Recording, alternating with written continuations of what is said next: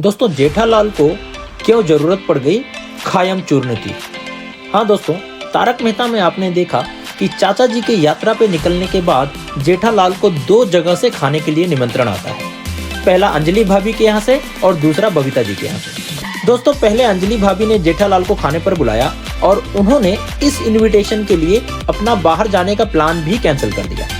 तारक मेहता भी काफी एक्साइटेड हो गए क्योंकि जेठालाल के खाने के इनविटेशन के कारण उन्हें भी एक दिन डाइट वाला खाना खाने से छुट्टी मिल जाएगी। तो दोस्तों यहाँ तक तो सब ठीक था, लेकिन इसी बीच में जेठा भाई को बबीता जी और अय्यर भाई के यहाँ से भी खाने का इनविटेशन आ जाता है।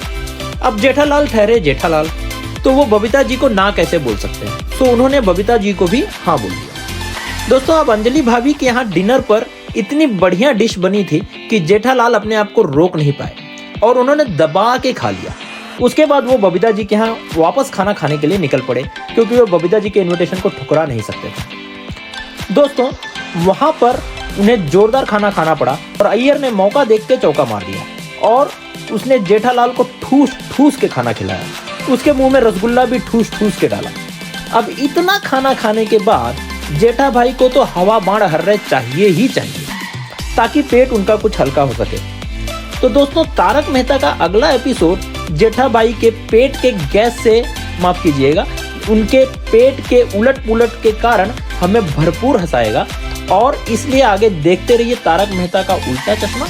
और बंदा देसी है को जरूर से जरूर सब्सक्राइब करें दोस्तों, कमेंट भी जरूर करें। अगले वीडियो में मैं आपके मजेदार कमेंट्स को भी अपने वीडियो में जरूर इंक्लूड करूंगा। धन्यवाद दोस्तों।